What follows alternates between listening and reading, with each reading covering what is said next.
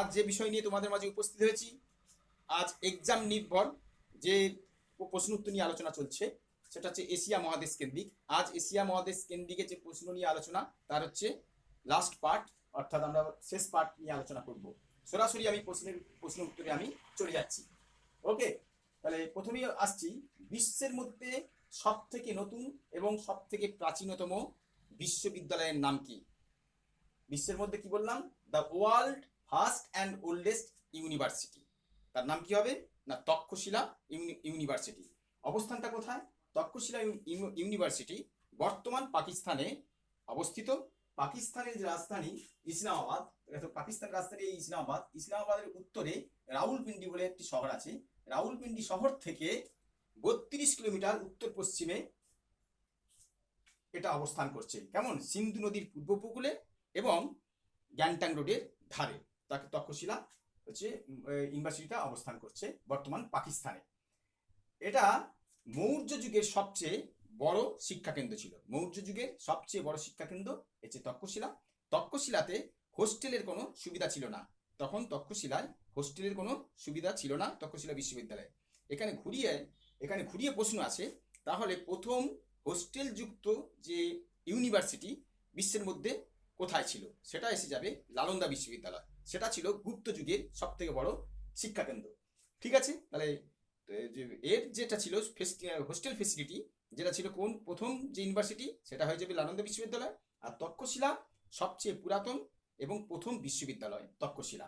এটা মৌর্য যুগের সবচেয়ে বড় শিক্ষাকেন্দ্র। এই বিশ্ববিদ্যালয়টিকে 1980 সালে ইউনেস্কো এটাকে ওয়ার্ল্ড হেরিটেজ সাইট হিসাবে ঘোষণা করেছে। ঠিক আছে, ওকে। নেক্সট কোশ্চেন, দক্ষিণ পূর্ব এশিয়ার কোন তিনটি দেশকে ফ্রেঞ্চ ইস্ট ইন্ডিয়া বলা হয়? দক্ষিণ পূর্ব এশিয়ার কোন তিনটি দেশ? না লাওস, কম্বোডিয়া এবং ভিয়েতনাম। এই তিনটি দেশ ফরাসিদের অধীনে ছিল। এই তিনটি দেশ 1954 সালে এরা ফরাসিদের কাছ থেকে স্বাধীনতা লাভ করে। ওকে, যেমন আমাদের ছিল ইস্ট ইন্ডিয়া, আমরা যেমন বলি হ্যাঁ ব্রিটিশ ইন্ডিয়া ভারত, পাকিস্তান, বাংলাদেশ এবং মায়ানমার। এই ব্রিটিশ ইন্ডিয়া থেকে মায়ানমারকে 1935 সালে আলাদা করা হয়। ব্রিটিশেরই অধীনে থাকে, ভারতবর্ষ থেকে আলাদা করা হয়েছিল ব্রিটিশ ইন্ডিয়া। আবার মায়ানমার 1948 সালে এই ব্রিটিশদের কাছ থেকে স্বাধীনতা লাভ করে। তাহলে ব্রিটিশ ইন্ডিয়া এবং ফ্রেঞ্চ ইস্ট ইন্ডিয়া তোমরা বুঝতে পারলে। ওকে, ফ্রেঞ্চ ইস্ট ইন্ডিয়া কোশ্চেনটা ছিল ফ্রেঞ্চ ইস্ট ইন্ডিয়ার যে তিনটি দেশ তাদের নাম কি? সেটা হবে লাওস, কম্বোডিয়া এবং ভিয়েতনাম। লাওস, এটা হচ্ছে লাওস, এই হচ্ছে কম্বোডিয়া এবং ভিয়েতনাম। কেমন? এরা হচ্ছে কি দক্ষিণ পূর্ব এশিয়ার দেশ। ওকে, নেক্সট কোশ্চেন, আজারবাইজান, জর্জিয়া এবং আর্মেনিয়া এই তিনটি দেশ ককেশীয় দেশ নামে পরিচিত। এই তিনটি ককেশীয় দেশের মধ্যে কোন দেশটি ব্ল্যাক সি বা কৃষ্ণ সাগরের জলসীমায় অবস্থান করছে? অর্থাৎ কোন দেশটি কৃষ্ণ সাগরের সঙ্গে জলসীমা আছে বা উপকূল সীমা আছে? উত্তরটি হবে জর্জিয়া। ঠিক আছে, উত্তরটি হবে জর্জিয়া। আজারবাইজান, আর্মেনিয়া এরা কৃষ্ণ সাগরের সঙ্গে এদের কোনো স্থলসীমা নেই। একমাত্র জর্জিয়া কৃষ্ণ সাগরের সঙ্গে এর জলসীমা আছে, স্থলসীমা বলছি, জলসীমা আছে বা উপকূল সীমা আছে। নেক্সট, কোন দেশকে স্বর্ণ প্যাগোডার দেশ বলা হয়ে থাকে? কোন দেশকে স্বর্ণ প্যাগোডার আমরা দেশ বলছি? কাকে বলা হয়? না মায়ানমারকে স্বর্ণ প্যাগোডার দেশ বলছি। মায়ানমার থেকে আরো কতগুলি প্রশ্ন আসে, যেগুলো হচ্ছে মায়ানমারের যে বলা হয়, মায়ানমারের হচ্ছে কোন নদীকে মায়ানমারের হচ্ছে জীবনরেখা বলছি? কোন নদীকে মায়ানমারের জীবনরেখা বলছি? সেটা হয়ে যাবে ইরাবতী। আবার ঘুরিয়ে বলে মায়ানমারের দুটি উল্লেখযোগ্য নদীর নাম। মায়ানমারের দুটি উল্লেখযোগ্য নদীর নাম ইরাবতী এবং শালবন নদী। কেমন? আবার একটা কোশ্চেন আসে, ইরাবতী এবং শালবন নদীর মাঝে অবস্থান করছে যে মালভূমি, তার নামটা কি? ইরাবতী এবং শালবন নদীর মাঝে যে মালভূমি অবস্থান করছে সেটির নাম কি? তাহলে বলতে হবে সেটা সান প্ল্যাটো বা সান মালভূমি। আবার প্রশ্ন আসে যে সান মালভূমি ইরাবতীর কোন দিকে অবস্থিত? সেটা হবে সান মালভূমি। তোমরা যদি এই যে মায়ানমার, এটা ইরাবতী এই সাইডে নদী, আর এখানে এটা হচ্ছে সান ইরাবতী এবং শালবন নদী, মাঝখানে এই জায়গাটা অবস্থান করছে সান মালভূমি। কেমন? সান মালভূমিতে দক্ষিণ পূর্ব এশিয়ার যে দেশগুলি আছে সব থেকে বেশি ধান উৎপাদক অঞ্চল কিন্তু এই শান মালভূমি, উৎকৃষ্ট মানের ধান এখানে উৎপন্ন হয়ে থাকে। ঠিক আছে, ক্লিয়ার? আচ্ছা, আবার ঘুরিয়ে প্রশ্ন, শান মালভূমি কোন দেশে দেখতে পাওয়া যায়? তখন বলবে মায়ানমার। ওকে, আবার মায়ানমার থেকে প্রশ্ন আসে যে আরাকান আরাকান পর্বত আরাকান পর্বত কোন দেশে দেখতে পাওয়া যায়? আরাকান পর্বত, তাহলে তোমরা বলবে যে আরাকান পর্বত, এটা বলবে যে ইন্দোনেশিয়া বলছি, মালয়েশিয়াতে দেখতে পাওয়া যায়। এই আরাকান পর্বত আবার ভারত এবং ইন্দোনেশিয়াকে ভাগ করেছে। কেমন? আরাকান পর্বত ভারত এবং ইন্দোনেশিয়াকে ভাগ করেছে। ওকে, নেক্সট কোশ্চেন, বিশ্বের মধ্যে সবথেকে বড় মন্দির, বিশ্বের মধ্যে সবথেকে বড় মন্দির কোন দেশে দেখতে পাওয়া যায়? বিশ্বের মধ্যে সবথেকে বড় মন্দিরের নাম কি? কোন দেশে আছে? বিশ্বের মধ্যে সবথেকে বড় মন্দির নাম হচ্ছে অঙ্কুর ভাট মন্দির। এটা কম্বোডিয়া দেশে অবস্থিত। রাজা সূর্যবর্মন এই মন্দিরটি তৈরি করেছিলেন এবং এই মন্দিরটি হিন্দুদের দেবতা বিষ্ণু দেবতার মন্দির। ওকে, নেক্সট, আন্তর্জাতিক চাল অনুসন্ধান কেন্দ্র কোথায় অবস্থিত? আন্তর্জাতিক চাল অনুসন্ধান কেন্দ্র কোথায় অবস্থিত? এটা তোমাদেরকে বললে উত্তরটা হবে আন্তর্জাতিক চাল অনুসন্ধান কেন্দ্র ফিলিপিন্সের রাজধানী ম্যানিলায় অবস্থিত। ফিলিপিন্স, এই যে ফিলিপিন্স তো গ্রুপ অফ আইল্যান্ড, অনেকগুলো আইল্যান্ড নিয়ে ফিলিপিন্স দেশটা গঠিত। ফিলিপিন্সের সব থেকে যে বড় দ্বীপ সেটা হচ্ছে লুজন দ্বীপ। এই লুজন দ্বীপেই সব থেকে বড় দ্বীপ ফিলিপিন্সের মধ্যে। এই লুজন দ্বীপে ম্যানিলার রাজধানী, কেমন? ফিলিপিন্সের রাজধানী ম্যানিলা অবস্থান করছে এখানটা লুজন দ্বীপে। আর লুজন দ্বীপেই যে আন্তর্জাতিক চাল অনুসন্ধান কেন্দ্র, যে রাজধানী বললাম ম্যানিলা অবস্থান করছে, এটা ইন্দোনেশিয়ার রাজধানী। এখান থেকে আরেকটা কোশ্চেন আছে, এশিয়ান ডেভেলপমেন্ট ব্যাংক তার হেডকোয়ার্টার কোথায়? সেটাও হবে ফিলিপিন্সের রাজধানী ম্যানিলা। কেমন? ফিলিপিন্সের রাজধানী ম্যানিলা। আবার এখানে ঘুরিয়ে দিতে পারে কোশ্চেন যে নিম্নে উল্লেখিত চাল অনুসন্ধান কেন্দ্র কোথায় অবস্থিত? সেখানে কিন্তু হয়ে যাবে আন্তর্জাতিক চাল অনুসন্ধান কেন্দ্র হয়ে যাবে ম্যানিলা, যেটা বললাম ফিলিপিন্সের রাজধানী ম্যানিলা। আর শুধু যদি আন্তর্জাতিক না থাকে চাল অনুসন্ধান কেন্দ্র, সেটা হয়ে যাবে আমাদের ভারতবর্ষের উড়িষ্যা রাজ্যের কটক। এটা কিন্তু খেয়াল রাখতে হবে। ওকে, নেক্সট, এশিয়া তথা বিশ্বের মধ্যে কোন দুটি দেশ মাছ ধরাতে 1 নম্বর এবং 2 নম্বর? এশিয়ার মধ্যে কোন দুটি দেশ মানে ফিশিং করে, সব থেকে বেশি ফিশিং করে যে দুটি দেশ এশিয়ার মধ্যে? তাহলে তোমরা কি বলবে? যে দুটি দেশের নাম 1 নম্বর হবে এশিয়া, কারণ এশিয়া তথা বিশ্বের মধ্যে, সেটা করবে চীন 1 নম্বর এবং দ্বিতীয় স্থানে আছে জাপান। চীন এবং জাপান এই দুটি দেশ মাছ ধরাতে, কেমন, ফিশিং করাতে বিশ্বের মধ্যে, এশিয়া তথা বিশ্বের মধ্যে প্রথম এবং দ্বিতীয় স্থানের অধিকারী। নেক্সট, এশিয়া তথা বিশ্বের মধ্যে সর্বাধিক যে খবরের কাগজ পড়ে কোন দেশ? এশিয়া তথা বিশ্বের মধ্যে সর্বাধিক সমাচারপত্র বা খবরের কাগজ পড়ে হংকং। ঠিক আছে, হংকং। এশিয়া তথা বিশ্বের মধ্যে সব থেকে বেশি ডাকঘর আছে কোন দেশে? সেটা হয়ে যাবে ভারতবর্ষ। ওকে, এশিয়া তথা বিশ্বের মধ্যে সব থেকে বেশি সমাচারপত্র পড়ে হংকং, আর এশিয়া তথা বিশ্বের মধ্যে সব থেকে বেশি ডাকঘর আছে ভারতবর্ষে। ওকে, নেক্সট, এশিয়া তথা বিশ্বের মধ্যে সব থেকে অধিক উঁচুতে অবস্থান করছে যে লবণ জলের লেক বা লবণ হ্রদ, এশিয়া তথা বিশ্বের মধ্যে সব থেকে উঁচুতে লবণ জলের যে লেকটা আছে তার নামটা কি? সেটা নাম হবে প্যাংগং লেক। কোথায় অবস্থান করছে? লাদাখ বা তিব্বত উপত্যকায় তোমরা বলতে পারো। আর প্যাংগং লেক যদি আমরা স্পেসিফিক ভাবে বলি তাহলে চীন এবং ভারতবর্ষের দুজনেরই নিয়ন্ত্রণে আছে। উচ্চতা কত? 4267 মিটার উচ্চতায় সি লেভেল থেকে এটা কিন্তু অবস্থান করছে। ওকে, নেক্সট, ভূমধ্যসাগরীয় জলবায়ু অঞ্চলে এশিয়ার কোন দেশ অবস্থান করছে? কোন দেশ ভূমধ্যসাগরীয় জলবায়ু অঞ্চলে এশিয়ার কোন দেশ অবস্থান করছে? সেখানে বলতে হবে কোন দেশ অবস্থান করছে। তোমরা দেখে নাও, এখানে হবে দেখো, এটা হচ্ছে ভূমধ্যসাগর। এর অঞ্চলে কোন দেশ? তুরস্ক, সিরিয়া, কেমন, তুরস্ক, সিরিয়া, লেবানন, ইসরায়েল, জর্ডন এবং এই সাইপ্রাস। এই 6টি দেশ ভূমধ্যসাগরীয় জলবায়ু অঞ্চলে অবস্থান করছে। কি বললাম? তুরস্ক, সিরিয়া, লেবানন, জর্ডন, ইসরায়েল এবং সাইপ্রাস। এই 6টি দেশ তুরস্ক হচ্ছে ভূমধ্যসাগরীয় জলবায়ু অঞ্চলে অবস্থান করছে। এখানে আরেকটা খুব বুদ্ধিমত্তার সঙ্গে প্রশ্ন করা হয়, এই ভূমধ্যসাগরের সঙ্গে জলসীমা আছে, এই যে দেশগুলি বললাম 6টি, তার মধ্যে কোন দেশটি এর সঙ্গে জলসীমা নেই বা উপকূল সীমা নেই? কেবলমাত্র জর্ডন। জর্ডন ভূমধ্যসাগরের সঙ্গে কোনো জলসীমা নেই বা উপকূল সীমা নেই বা টাচে নেই। 5টি যে ভূমধ্যসাগরের সঙ্গে দেশ জলসীমা অংশ লেগে আছে সেটা হবে তুরস্ক, সিরিয়া, লেবানন, ইসরায়েল এবং সাইপ্রাস। এটা খুব গুরুত্বপূর্ণ। ওকে, নেক্সট। এশিয়া তথা বিশ্বের মধ্যে সব থেকে ঘন বসতিযুক্ত মানে পপুলেশন ডেন্সিটি অনুযায়ী সব থেকে ঘন বসতিযুক্ত আইল্যান্ড, দ্বীপের নাম কি? দেশের নাম বলিনি, আইল্যান্ড দ্বীপের নাম কি? সব থেকে ঘন জনবসতিযুক্ত পপুলেশন ডেন্সিটি কোন দ্বীপটা এশিয়া তথা বিশ্বের মধ্যে? কি হবে?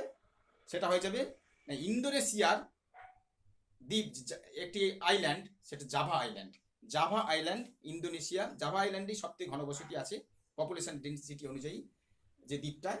আর এই জাভা আইল্যান্ডটি ইন্দোনেশিয়ার একটা অঙ্গরাজ্য। ঠিক আছে, ইন্দোনেশিয়া তো 13,000 ছোট বড় দ্বীপ নিয়ে গঠিত। সব থেকে দ্বীপপুঞ্জ, সব থেকে বড় দ্বীপপুঞ্জের দেশ কাকে বলবো? ইন্দোনেশিয়াকে বলছি। ইন্দোনেশিয়ার যে মেন যে 4-5টা বড় বড় দ্বীপ আছে তার মধ্যে সুমাত্রা, জাভা, বর্নিও, সুলেবাসি, কেমন, এবং হচ্ছে আরিয়ান জায়া বা ওয়েস্ট নিউ গিনি যেটা বলছি। এই জাভা সব থেকে ইন্দোনেশিয়ার মোট জনসংখ্যার 50%-এরও বেশি এই জাভা দ্বীপে বাস করে। খেয়াল রাখতে হবে, ইন্দোনেশিয়ার মোট জনসংখ্যার 50%-এরও বেশি এই জাভা আইল্যান্ডে বাস করছে। আর এখানে একটা প্রশ্ন আছে, এই জাভা আইল্যান্ডেই বিশ্বের মধ্যে সব থেকে বেশি সিংকোনা গাছের চাষ হয়ে থাকে।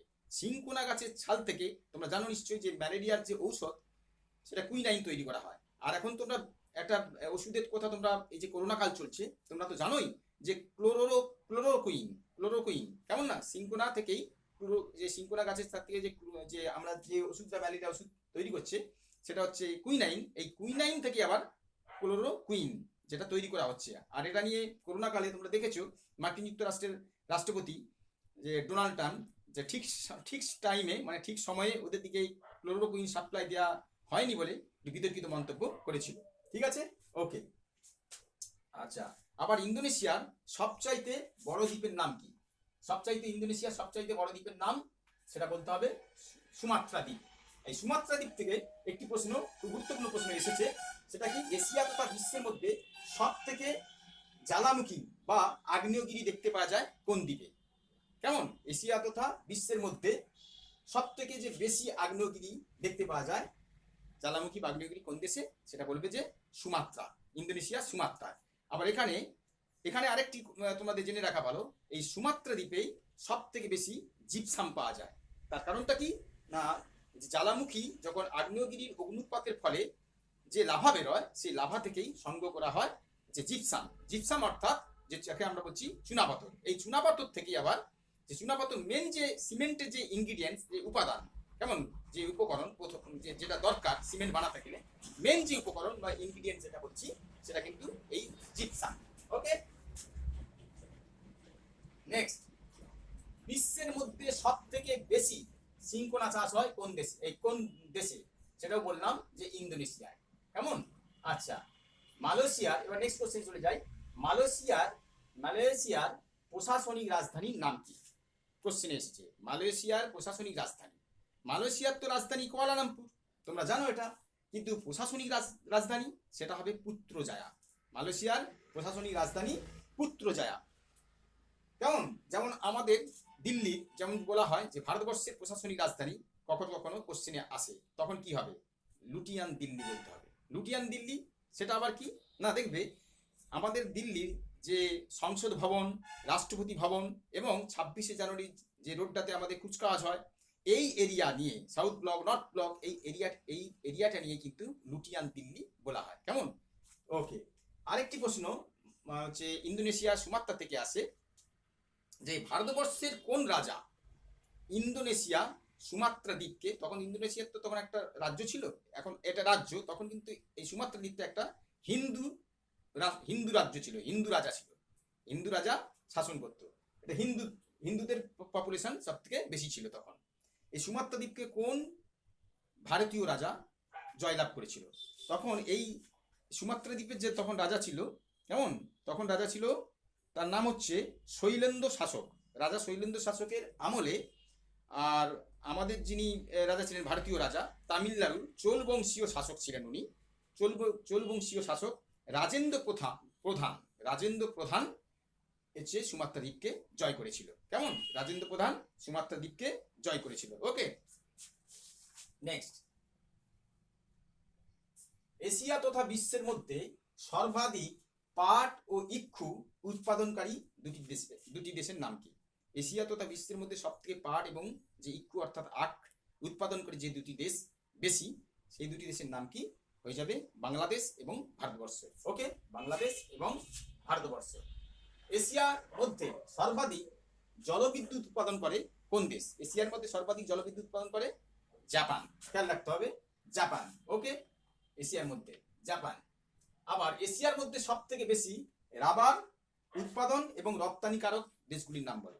মানে এশিয়ার মধ্যে যে দেশ উল্লেখযোগ্য যে দেশ যারা রাবার প্রাকৃতিক রাবার উৎপাদন করে এবং এই প্রাকৃতিক রাবারটাকে এশিয়ার মধ্যে যে তিনটি দেশ আছে ওই তিনটি দেশ বেশি আবার রপ্তানিও করে, সেই তিনটি দেশের নাম কি হবে? থাইল্যান্ড, মালয়েশিয়া এবং ইন্দোনেশিয়া। এই তিনটি দেশ প্রাকৃতিক রাবার যেমন উৎপাদন করে বেশি, আবার প্রাকৃতিক রাবার উৎপাদিত রাবারকে বেশি রপ্তানিও করে। কেমন, রপ্তানিকারক দেশ। ওকে, আচ্ছা, নেক্সট, আর্কটিক মহাসাগরে পড়েছে এশিয়ার প্রধান নদীগুলির নাম কি? এশিয়ার প্রধান যে নদীগুলি আর্কটিক মহাসাগরে পড়েছে এমন এশিয়ার নদী উল্লেখযোগ্য নদীগুলির নাম বলো। যেটা কিনা আর্কটিক মহাসাগরে, এটা হচ্ছে আর্কটিক মহাসাগরে পড়েছে। হ্যাঁ, সেটা বলতে হবে এশিয়ার কোন নদীগুলি আর্কটিক মহাসাগরে পড়েছে। এই যে রাশিয়া দেশটা তোমরা দেখতে পাচ্ছ, এশিয়ার অংশে যেটা পড়েছে, এটা বলছি যে রাশিয়ার অংশটা, এই রাশিয়ার দুটি নদী, বড় বড় যে দুটি নদী উল্লেখযোগ্য নদী, একটা হচ্ছে লিনা নদী। এই লিনা নদী এখান থেকে শুরু হয়েছে, এই লিনা নদী, এবং লিনা কেমন বা লেনা আরেকটি নদী ইয়ানা এখান থেকে শুরু হয়েছে। এরা আর্কটিক মহাসাগরে পড়েছে। এখান থেকে আরেকটা কোশ্চেন এসে যাবে, এটা তো গেলে আর্কটিক মহাসাগরে এশিয়ার উল্লেখযোগ্য নদী আর্কটিক মহাসাগরে মিশেছে বা পড়েছে। আবার বলতে প্রশান্ত মহাসাগরে এশিয়া মহাদেশের উল্লেখযোগ্য, প্রশান্ত মহাসাগরে পড়েছে এমন উল্লেখযোগ্য নদীর নাম বলো। এটা বললাম আর্কটিক মহাসাগরে পড়েছে এশিয়া মহাদেশের কোন নদীগুলি, আবার প্রশান্ত মহাসাগরে পড়েছে যে নদীগুলি এশিয়া মহাদেশের কোন নদীগুলি পড়েছে। সেটা বলতে গেলে তোমরা বলবে যে চীন থেকে তিনটে নদী এশিয়া প্রশান্ত মহাসাগরে পড়েছে। সেটা হবে হোয়াংহো নদী। হোয়াংহো নদীটা এইভাবে পড়ে হলুদ সাগরে পড়েছে। কেমন, হলুদ সাগর প্রশান্ত মহাসাগরের অংশ। আরেকটা হচ্ছে ইয়াংজি নদী, এইভাবে গিয়ে পড়েছে পূর্ব চীন সাগরে পড়েছে।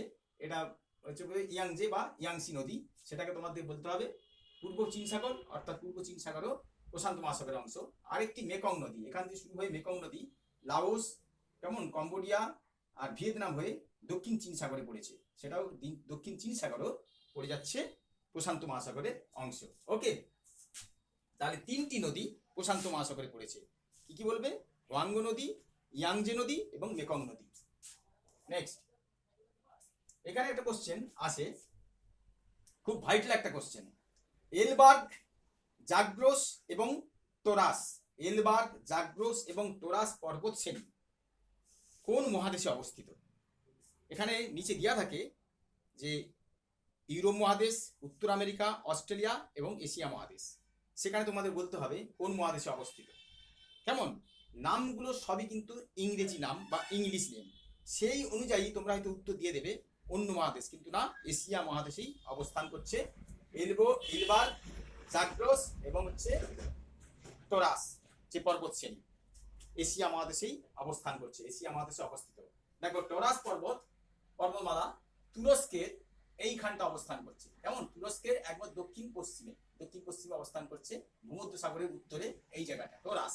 আবার জাগ্রোস তিনটি দেশের মধ্যে অবস্থান করছে, তুরস্ক, ইরাক এবং ইরান। এইভাবে পড়েছে, এইভাবে গিয়ে পর্বতমালা জাগ্রোস। আর এলবার্গ যে পর্বতমালা সেটা পড়ছে কেবলমাত্র ইরানে, যে কাস্পিয়ান সাগরের দক্ষিণ পশ্চিমে ইরানের মধ্যে অবস্থান করছে। কেমন? এলবার্গ। তাহলে জাগ্রস, এলবার্গ এবং টরাস পর্বতশ্রেণী এশিয়া মহাদেশে অবস্থান করছে। নেক্সট, হিন্দুকুশ, সুলেমান, কীর্থর এবং লবণ পর্বত কোন দেশে অবস্থিত? হিন্দুকুশ, সুলেমান, কীর্থর এবং লবণ পর্বত কোন দেশে? না পাকিস্তানে অবস্থিত। পাকিস্তানে অবস্থিত। আবার এখানে প্রশ্ন ঘুরিয়ে আসে, হিন্দুকুশ পর্বতমালা কোন দেশে অবস্থিত? তোমরা বললে পাকিস্তান। হিন্দুকুশ পর্বতমালা কোন দুটি দেশকে আলাদা করেছে? হিন্দুকুশ পর্বতমালা তোমরা বলবে কি? না পাকিস্তান এবং আফগানিস্তানকে আলাদা করেছে। আবার এখান থেকে একটা প্রশ্ন আসে, লবণ পর্বত কোন দেশে দেখতে পাওয়া যায়? সেটা বললাম পাকিস্তান। এখান থেকে আবার দিয়ে দেয় সুলেমান এবং কীর্থর পাহাড় মধ্যে বিশ্বের মধ্যে প্রথম চাষাবাদ শুরু হয়েছিল। এখানে বলবে, উল্লেখটা করবে বিশ্বের মধ্যে প্রথম চাষাবাদ কোন দেশে শুরু হয়েছিল? তখন হবে অবশ্যই বর্তমান পাকিস্তানে। কারণ কি? সুলেমান এবং কীর্থর পর্বতের মাঝের যে অংশে প্রথম চাষাবাদটা শুরু হয়েছিল। এই জন্যেই কেন বলছি না, এখানেই কিন্তু অবস্থান করছে সিন্ধু উপত্যকা ঘাঁটি, হরপ্পা মহেঞ্জোদারো। আর হরপ্পা মহেঞ্জোদারো তোমরা জানো, আমি বলে গেছি আগের এপিসোডে, যে হরপ্পা মহেঞ্জোদারো কিন্তু এশিয়া তথা বিশ্বের মধ্যে সবথেকে প্রাচীনতম সভ্যতা। আর এই সভ্যতাতেই তখন কিন্তু চাষাবাদটা শুরু হয়েছিল। চাষাবাদটা শুরু হয়েছিল কোথায় বললাম?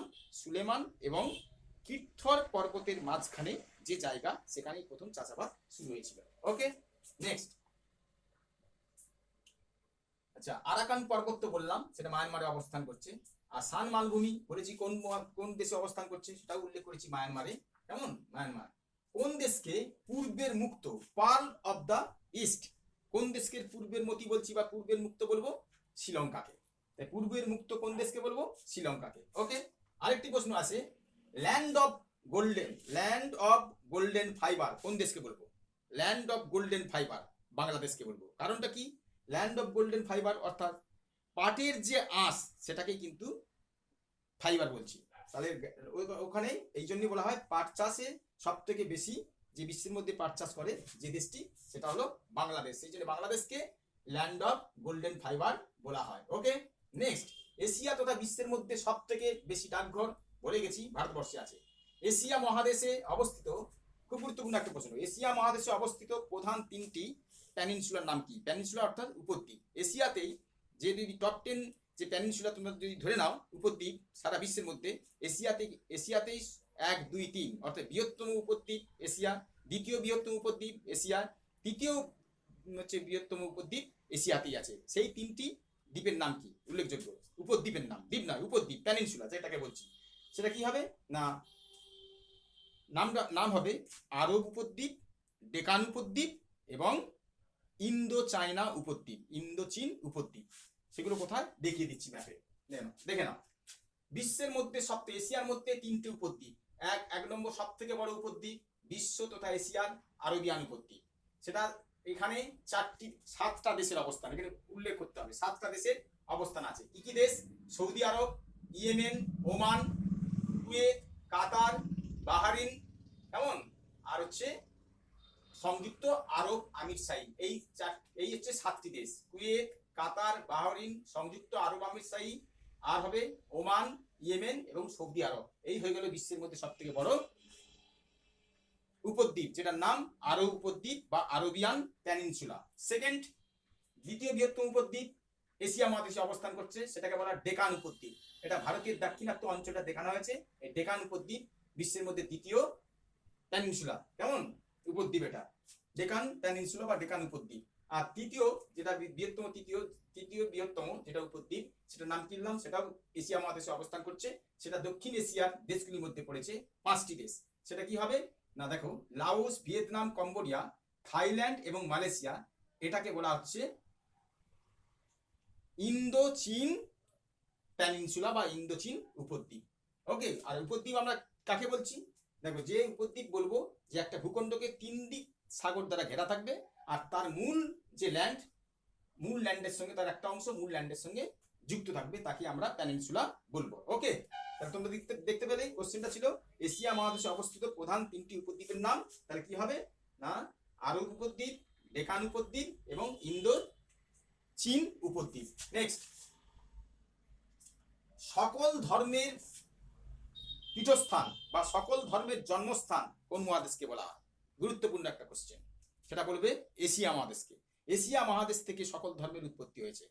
ভারতবর্ষ থেকে যদি তোমরা ধরো হিন্দু ধর্মের উৎপত্তি, এছাড়াও শিখ, জৈন এবং বৌদ্ধ ধর্ম ভারতবর্ষ থেকে উৎপন্ন হয়েছে। পার্সি ধর্ম, সেটা পার্সিয়ান যে ধর্ম সেটা ইরান থেকে হয়েছে। ইসলাম ধর্ম সৌদি আরব থেকে হয়েছে। আর যদি খ্রিস্টান এবং ইহুদি ধর্ম, সেটাও হয়েছে ইসরায়েলের জেরুজালেম থেকে। কেমন? আবার যদি কনফুসিয়াস ধর্ম চীন থেকে হয়েছে। এবং সিন্ত ধর্ম সেটা কোথায়? জাপান থেকে হয়েছে। সেই জন্যে এশিয়া মহাদেশকে বলা হয় সকল ধর্মের জন্মভূমি বা পীঠস্থান। ওকে, নেক্সট, এশিয়া তথা বিশ্বের মধ্যে সবচেয়ে বড় বদ্বীপের নাম কি? এশিয়া তথা বিশ্বের মধ্যে সবচেয়ে বড় বদ্বীপ কোথায় অবস্থান করছে, তার নামটা কি? সুন্দরবনের বদ্বীপ এশিয়া তথা বিশ্বের মধ্যে সবথেকে বড় বদ্বীপ। আর এটা অবস্থান করছে বাংলাদেশ এবং ভারতে। এই সুন্দরবন দুটি দেশের আন্ডারে আছে। সুন্দরবনের 3 ভাগের 2 ভাগ বাংলাদেশে আর 1 ভাগ আছে ভারতবর্ষে। এখানে গেলে এই প্রশ্ন। এখান থেকে আরেকটি প্রশ্ন আছে, বিশ্বের মধ্যে এশিয়া তথা বিশ্বের মধ্যে সবথেকে নদী বদ্বীপ, সবথেকে বড় নদী বদ্বীপের নাম কি? সেটা হয়ে যাবে মাজুলি দ্বীপ।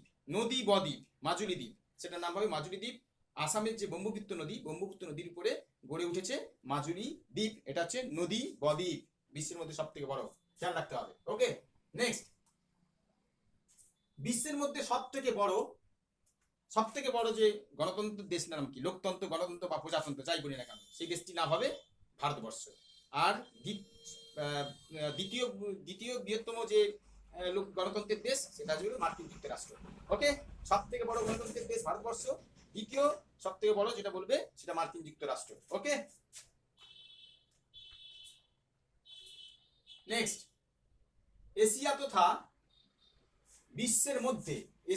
বিশ্বের মধ্যে সবথেকে বেশি জলযান বা জাহাজ তৈরি করে কোন দেশ? সেটা হয়ে যাবে জাপান। এশিয়া তথা বিশ্বের মধ্যে সবথেকে বেশি জলযান বা জাহাজ তৈরি করে কোন দেশ? সেটা হয়ে যাবে জাপান। কেমন? আরেকটি কোশ্চেন হবে জাপান থেকে, এশিয়ার মধ্যে সবথেকে দীর্ঘতম রেলওয়ে সুড়ঙ্গের নাম কি? এশিয়ার মধ্যে সবথেকে দীর্ঘতম রেলওয়ে সুড়ঙ্গ সেটার নাম কি? না শিকন, সেটা জাপানে অবস্থিত।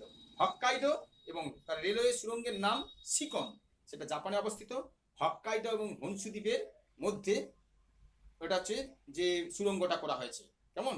সাগরের ভিতর দিয়ে সুড়ঙ্গটা করা আছে, এটা হচ্ছে শিকন সুড়ঙ্গ। হক্কাইডো এবং হনসু দ্বীপের মাঝে যে সাগরটা আছে বা জল সন্ধিটা আছে তার ভেতর দিয়ে সুড়ঙ্গটা করা হয়েছে। এটা হচ্ছে দীর্ঘতম এশিয়ার মধ্যে সবথেকে বড় সুড়ঙ্গ, এর নাম হচ্ছে শিকন। ওকে, শিকন। এর হচ্ছে লম্বাটা কত? না প্রায় 54 কিলোমিটার হচ্ছে লম্বা। আর সি লেভেল থেকে 240 মিটার নিচ দিয়ে এই সুড়ঙ্গটা করা হয়েছে। কেমন? রেলওয়ে সুড়ঙ্গ। ওকে, আবার এখান থেকে আরেকটি কোশ্চেন এসে যায়, এমন কোন জলসন্ধি বা জল প্রণালী বা স্টেটের নাম বলো যার ভেতর দিয়ে বুলেট ট্রেন চলছে? খুব গুরুত্বপূর্ণ প্রশ্ন, এটা ইউপিএসসিতে এসেছিল। সেটা কি বলে? এমন কোন জলসন্ধি বা জল প্রণালী যার ভেতর দিয়ে কি বুলেট ট্রেন চলছে? সেটা হয়ে যাবে এই যেমন সুগারু জলসন্ধি, সুগারু স্টেট। কেমন? স্টেট নিয়ে যেটা বলেছি খুব গুরুত্বপূর্ণ, ইউটিউব ভিডিও আছে আমার, তোমরা দেখে নেবে। স্পেসিফিকভাবে বিশ্বের উল্লেখযোগ্য স্টেট নিয়ে আমি আলোচনা করেছি। ওকে, তাহলে এমন কোন জলসন্ধি আছে যার মধ্যে দিয়ে বুলেট ট্রেন চলছে? সেটা জলসন্ধিটার নাম কি? সেটা হয়ে যাবে সুগারু জলসন্ধি বা সুগারু জল প্রণালীর মধ্য দিয়ে এটা হচ্ছে বুলেট ট্রেনটা চলছে। সেটা কি কি তোমরা একটু দেখে নাও। এই যে জাপানের সবথেকে, যে জাপান তো হচ্ছে গ্রুপ অফ আইল্যান্ড নিয়ে গঠিত, 3900 ছোট বড় দ্বীপ নিয়ে জাপান দেশটা গঠিত। তার মধ্যে বড় যে দ্বীপগুলো আছে সেগুলো কি হবে? হক্কাইডো, হনসু। কেমন? এটা হনসু, হক্কাইডো, হনসু, শিকোকু আর কিউশু। এর মধ্যে সবথেকে বড় যে দ্বীপ সেটা হচ্ছে হনসু। কেমন? এই হনসু আর হক্কাইডোর মধ্যে এই যে তোমরা ফাঁকা অংশটা দেখতে পাচ্ছ, সাগর বা জলসন্ধি, সেটাকে এর মধ্যেই অবস্থান করছে এই সুগারু স্টেট। কেমন? সুগারু স্টেট। এখান দিয়ে কিন্তু এটা ট্রেনটা চলছে, বুলেট ট্রেনটা চলছে। আর এখান থেকে কোশ্চেন আছে, সব থেকে বড় দ্বীপ তো হনসু দ্বীপ বললাম, হনসু দ্বীপে জাপানের রাজধানী টোকিও অবস্থান করছে। আর তোমরা জানো এশিয়ার ম্যানচেস্টার কাকে বলবো? এশিয়ার ম্যানচেস্টার কাকে বলছি? না ওসাকাকে বলছি এশিয়ার ম্যানচেস্টার। দেখো ওসাকা শহরটাও এই হনসু দ্বীপে অবস্থান করছে। ওসাকা, কিয়েটো, যে সবথেকে সুন্দর শহর, নাম বলি কোয়েটো, বলে না কোয়েটো। কেমন? আর নাগোয়া, নাগোয়া কিসের জন্য বিখ্যাত সেটা বলবে মোটর গাড়ি নির্মাণ করা, মোটর গাড়ি তৈরির জন্য, সেটাও কিন্তু হনসু দ্বীপে অবস্থান করছে। আর এশিয়ার ম্যানচেস্টার বললাম ওসাকা, সেটা কি কেন ম্যানচেস্টার কেন বলছি না, এই ওসাকাতেই, যে ওসাকা শহরেই যে টেক্সটাইল ইন্ডাস্ট্রি, সব থেকে যে ম্যানুফ্যাকচারিং টেক্সটাইল ইন্ডাস্ট্রির যে ম্যানুফ্যাকচারিং ইউনিটগুলি ওসাকাতে ভরে আছে। কেমন, জামা কাপড়ের যে কারখানা সেগুলো ওসাকাতে আছে, যেমন ভারতের আছে আহমেদাবাদে, কেমন, যে টেক্সটাইল ইন্ডাস্ট্রি ভরে আছে আহমেদাবাদ, তাহলে আহমেদাবাদকে ভারতের ম্যানচেস্টার বলছি। আবার জাপানের ম্যানচেস্টার কাকে বলছি, ওসাকাকে। আবার চীনের ম্যানচেস্টার তাহলে কাকে হবে, এখানে এসে যায় চীনের ম্যানচেস্টার হবে, চীনের সব থেকে যে বড় শহর সেটা হচ্ছে সাংঘাই। কেমন, বেজিং নয়, বেজিং হচ্ছে চীনের রাজধানী, সব থেকে বড় শহর চীনের সেটা হবে সাংঘাই। সাংঘাইকে বলা হয় চীনের ম্যানচেস্টার। এখানে বিশাল আকারের সব টেক্সটাইল ইন্ডাস্ট্রি ম্যানুফ্যাকচারিং ইউনিটগুলো এখানে অবস্থান করছে। এখানে ঘুরিয়ে প্রশ্ন আছে, এশিয়ার মধ্যে এশিয়ার ম্যানচেস্টার কাকে বলবো, তখন কিন্তু হয়ে যাবে চীনের সাংঘাই। কারণ কি, আহমেদাবাদ, ওসাকা এর থেকেও বড় আকারে এই যে টেক্সটাইল ইন্ডাস্ট্রিগুলো এখানে সাংঘাইতে অবস্থান করছে, সেই জন্য এশিয়ার ম্যানচেস্টার বলছি। কেমন, আর তাহলে মূল ম্যানচেস্টারটা কোথায় আছে, এখানে তোমাদের জানতে হবে মূল ম্যানচেস্টার ইংল্যান্ডে। কেমন, ইংল্যান্ডে তখন এই ম্যানচেস্টারের নাম অনুযায়ী তখন ওটা, ওখানে টেক্সটাইল ইন্ডাস্ট্রি প্রচন্ড নাম করেছিল, যখন প্রথম যেটা নাম করে যাবে স্বভাবতই সেই নামেই ডাকা হয়। এখন কিন্তু এই সাংঘাই একটা বিরাট, এই টেক্সটাইল ইন্ডাস্ট্রিতে বিরাট জায়গা করে নিয়েছে। এশিয়ার ম্যানচেস্টার বলছি সাংঘাইকে, আবার চীনের ম্যানচেস্টার বলছি সাংঘাইকে, জাপানের ম্যানচেস্টার বলছি ওসাকাকে, ইন্ডিয়ার ম্যানচেস্টার বলছি কি আহমেদাবাদকে। আবার এখানে একটা ঘুরিয়ে প্রশ্ন আছে, পূর্বের ম্যানচেস্টার এসেছে কোশ্চেন, বিভিন্ন কম্পিটিটিভ পরীক্ষায় ঠিক ধোকা দেওয়ার জন্য এরকম কোশ্চেন এরা ছেড়ে দেয়, নিয়ে আসে। তা কি হবে, পূর্বের ম্যানচেস্টার, তাহলে কিন্তু জাপানের ওসাকাই হবে। ওকে ওকে, নেক্সট হচ্ছে বিশ্বের মধ্যে সব থেকে প্রাচীনতম ভাষার নাম কি? বিশ্বের মধ্যে সব থেকে প্রাচীনতম ভাষা তোমরা বলবে সংস্কৃত ভাষা বা সংস্কৃত ভাষা। বিশ্ব জুড়ে ছড়িয়ে থাকা সমস্ত বিশ্ববিদ্যালয় এবং শিক্ষা প্রতিষ্ঠান এই সংস্কৃত ভাষাকে বিশ্বের প্রাচীন ভাষা হিসাবে স্বীকৃতি দিয়েছে বা মেনে নিয়েছে, সেই জন্যই সংস্কৃত ভাষাকে সমস্ত ভাষার জননী বলা হয়। আজ এই পর্যন্তই, আশা করছি এশিয়া কেন্দ্রিক 120 খারাপ কোশ্চেন, তার প্রশ্ন উত্তর এবং তাদের ফ্যাক্ট নিয়ে আমি আলোচনা করেছি। অবশ্যই তোমরা এগুলো বারে বারে তোমরা যদি দেখে নাও, তাহলে সমস্ত কোশ্চেনের যে কম্পিটিটিভ পরীক্ষা আসবে আশা করছি এখান থেকে তোমরা পেয়ে যাবে। কেমন, আর শেষ করার আগে অবশ্যই বলবো, যদি ভিডিওটি ভালো লেগে থাকে তাহলে তোমরা অবশ্যই শেয়ার এবং এটা সাবস্ক্রাইব করবে এবং এটাকে হচ্ছে লাইক দেবে। কেমন, আজ এই পর্যন্তই, আবার দেখা হচ্ছে নেক্সট ভিডিও। ওকে, নমস্কার।